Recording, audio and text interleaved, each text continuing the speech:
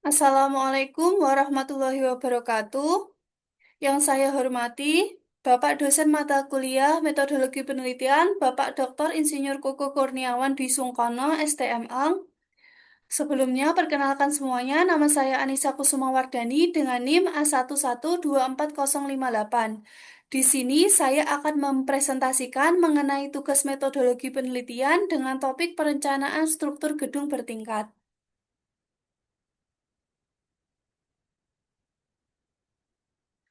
Yang pertama adalah latar belakang. Bangunan bertingkat tinggi memerlukan perencanaan struktur yang matang dalam menjamin keamanan dan kenyamanan pengguna gedung. Struktur gedung tersebut harus mampu menahan beban pada bangunan seperti beban mati tambahan, beban hidup, maupun beban dari luar seperti beban angin dan beban gempa. Struktur gedung yang sering digunakan di Indonesia merupakan struktur beton bertulang. Untuk tugas metodologi penelitian kali ini, material yang digunakan merupakan struktur beton bertulang. Selanjutnya adalah rumusan masalah. Yang pertama, bagaimana perencanaan pembebanan dan perencanaan ketahanan gempa pada gedung bertingkat.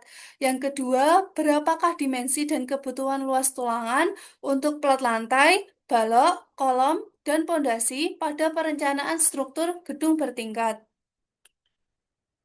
Selanjutnya adalah tujuan perencanaan.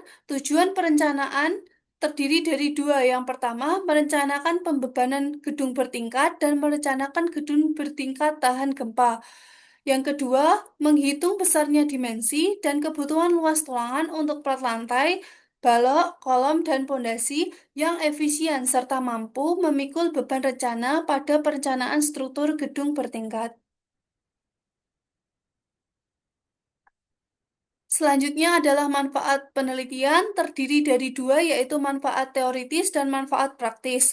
Manfaat teoritis terdiri dari yang pertama sebagai pengetahuan dan referensi dalam perencanaan struktur gedung untuk bangunan gedung bertingkat. Yang kedua adalah sebagai pengetahuan mengenai pembebanan gedung bertingkat dan mendesain bangunan bertingkat tahan gempa. Yang kedua adalah manfaat praktis. Manfaat praktis terdiri yang pertama sebagai pertimbangan dalam menghitung pembebanan pada gedung bertingkat dan desain bangunan bertingkat tahan gempa. Yang kedua, memberikan gambaran teknis dalam perhitungan dan perencanaan dimensi struktur sesuai dengan SNI yang berlaku. Selanjutnya adalah pengertian gedung bertingkat. Menurut Undang-Undang Nomor 28 Tahun 2002 tentang Bangunan Gedung, gedung bertingkat merupakan wujud fisik hasil pekerjaan konstruksi yang menyatu dengan tempat kedudukannya. Sebagian atau seluruhnya berada di atas tanah atau air, memiliki fungsi sebagai hunian atau usaha, dan terdiri dari lebih dari satu lantai. Secara teknis, gedung bertingkat sering diklasifikasikan berdasarkan dengan jumlah lantai. Selanjutnya adalah pengertian dari beton bertulang. Material beton itu sendiri merupakan material dalam dunia konstruksi yang berupa pencampuran antara agregat halus atau pasir, agregat kasar atau batu pecah, air, dan semen. Selanjutnya adalah baja tulangan, merupakan material baja yang berfungsi sebagai memperkuat struktur beton dan untuk penahan gaya tarik yang lemah pada beton. Selanjutnya, beton bertulang itu sendiri merupakan kombinasi antara beton dan baja tulangan yang berfungsi untuk menahan beban yang ada pada struktur. Selanjutnya adalah sistem rangka. Untuk metode yang digunakan pada perencanaan struktur beton kali ini adalah menggunakan sistem rangka pemikul momen atau SRPM. Berdasarkan SNI 1727, sistem rangka pemikul momen atau SRPM terdiri menjadi tiga. Yang pertama adalah sistem rangka pemikul momen biasa atau SRPMB. SRPMB untuk merencanakan konstruksi gedung yang daerah kegempaannya rendah, yaitu daerah dengan kategori desain seismik A dan kategori desain seismik B. Yang kedua adalah sistem rangka pemikul momen menengah atau SRPMM. SRPMM adalah untuk merencanakan konstruksi gedung yang daerah kegempaannya itu menengah, yaitu daerah dengan kategori desain seismik C. Yang terakhir adalah sistem rangka pemikul momen khusus atau SRPMK. SRPMK untuk merencanakan konstruksi gedung pada daerah yang kegempanya tinggi, yaitu daerah dengan kategori desain seismik D, E, dan F. Selanjutnya adalah komponen struktur. Komponen struktur terdiri dari pelat, balok, kolom, dan pondasi. Pelat itu sendiri merupakan elemen horizontal yang berfungsi dalam penyaluran beban hidup maupun beban mati ke balok.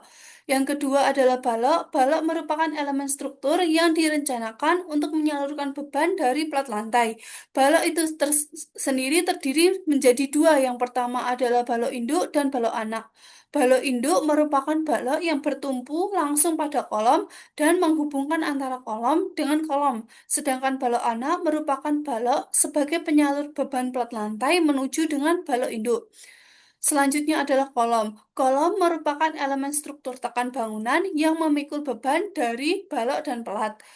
Yang terakhir adalah pondasi, merupakan bagian dari struktur bangunan yang berhubungan langsung dengan tanah dan berfungsi dalam menyalurkan beban-beban yang diterima oleh struktur atas ke lapisan tanah. Selanjutnya adalah pembebanan struktur, terdiri menjadi empat. Yang pertama adalah beban mati. Beban mati merupakan berat seluruh bahan konstruksi bangunan gedung yang terpasang, termasuk dinding lantai, atap, plafon, dinding partisi tetap, finishing, cladding gedung, dan komponen arsitektural dan struktural lainnya. Yang kedua adalah beban hidup. Beban hidup terdiri dari beban manusia, peralatan yang dapat dipindahkan, beban kendaraan, ataupun beban lainnya yang berpindah dan tidak permanen. Yang ketiga adalah beban angin. Beban angin merupakan beban yang bekerja karena adanya tekanan angin sekitar bangunan gedung yang dipengaruhi oleh ketinggian dari bangunan. Yang terakhir adalah beban gempa. Beban gempa merupakan beban dalam arah horizontal dari struktur yang ditimbulkan oleh adanya gerakan tanah akibat gempa bumi, baik dalam arah vertikal maupun arah horizontal. Selanjutnya adalah kombinasi pembebanan. Untuk kombinasi pembebanan didasarkan pada SNI 2847/2019 pasal 5.3.1, di mana terdapat 7 macam kombinasi pembebanan dengan D merupakan beban mati, L merupakan beban hidup, W merupakan beban angin, E merupakan beban gempa, R merupakan beban hujan, dan LR merupakan beban hidup atap. Selanjutnya analisis gempa. Analisis gempa terdiri menjadi dua. Yang pertama adalah kategori resiko gedung. Berdasarkan SNI 1726/2019 pasal 4.1.2, kategori resiko gedung terdiri menjadi 4. Yang pertama adalah kategori resiko 1, yaitu resiko rendah. Contoh dari bangunan dengan kategori risiko 1 yaitu pada pertanian, perkebunan, ataupun peternakan. Sedangkan kategori risiko 2 yaitu pada bangunan biasa. Contoh dari gedung kategori risiko 2 yaitu pada perumahan, rumah susun, maupun perkantoran. Untuk yang ketiga adalah kategori risiko 3 atau bangunan tinggi. Biasanya contoh yaitu pada bangunan stadion, gedung pertemuan, ataupun penjara. Yang terakhir adalah kategori risiko 4 atau bangunan penting. Contohnya adalah sekolah, rumah sakit, maupun tempat ibadah. Yang kedua adalah klasifikasi situs tanah berdasarkan dengan SNI 1726/2019 pada pasal 5.1.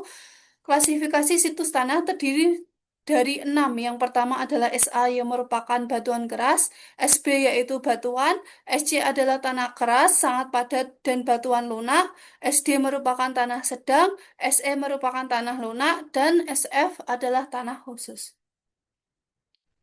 Sekian presentasi dari saya. Apabila ada salahnya, mohon dimaafkan. Assalamualaikum warahmatullahi wabarakatuh.